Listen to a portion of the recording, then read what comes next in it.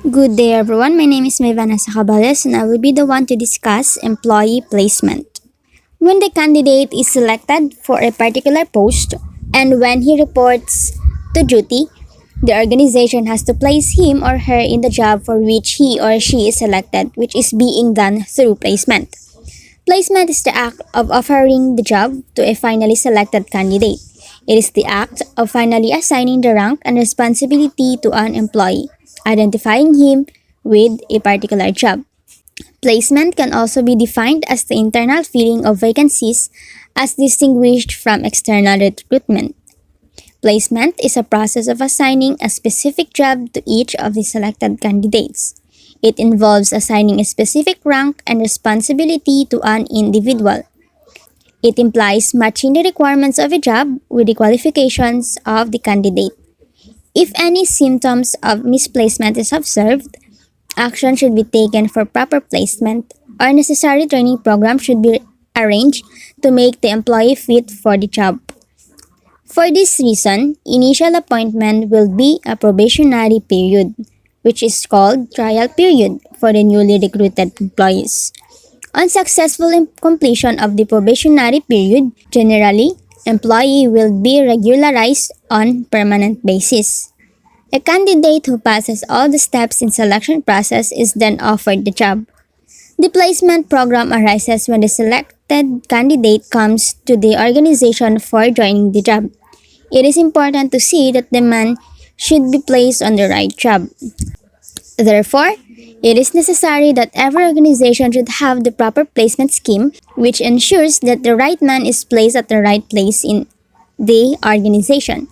The new employees should be placed at the job which fit with them. The significances of placement are as follows. First, it improves employee morale. Second, it helps in reducing employee turnover. Next is it helps in reducing absenteeism. It helps in reducing accident rates. It avoids misfit between the candidate and the job. And last is it helps the candidate to work as per the predetermined objectives of the organizations. So how does it improves employee morale? Employee morale is the amount of satisfaction an employee has with his or her job and its current working conditions. It measures the motivation of an individual within the workplace. Employee morale is a qualitative metric that has a big impact on productivity. A high level of morale increases productivity. Of course, there are other factors that might affect productivity, but high employee morale within an organization will help the company achieve better results.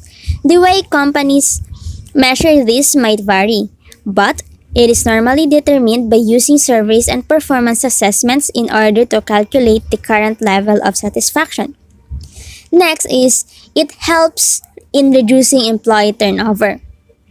Employee turnover refers to the total number of workers who leave a company over a certain time period. It helps those who exit voluntarily as well as employees who are fired or laid off, that is, involuntarily turnover.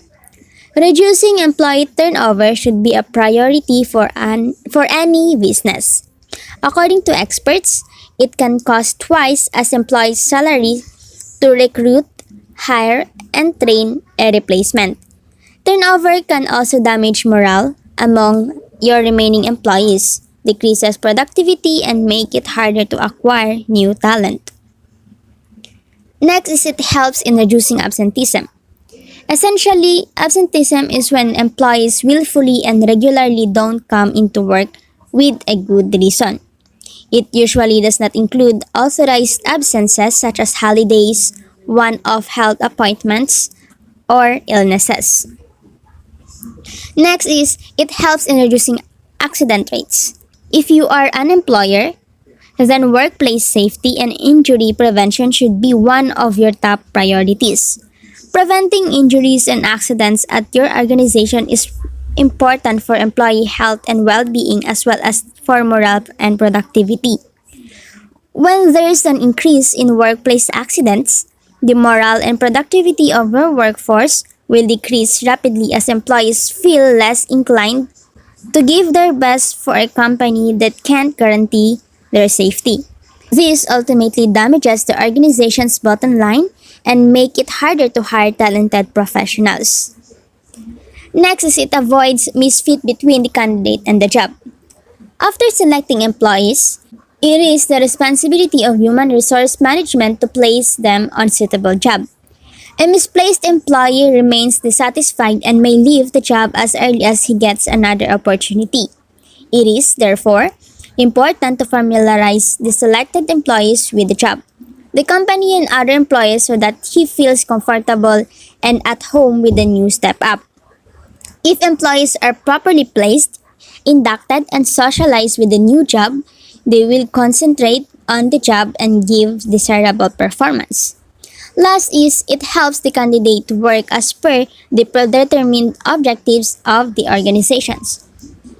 Right placement improves employee morale, and the employee contributes more. Lower absenteeism enables achieving delivery targets. Reduced manpower attribution and turnover makes the recruitment cell cost and time efficient. When the nature of duty and demands of the job are matched with the intrinsic need of the employee, it enhances his or her job satisfaction, which in turn promotes industrial relations. It helps the employee work and the objectives of the organization.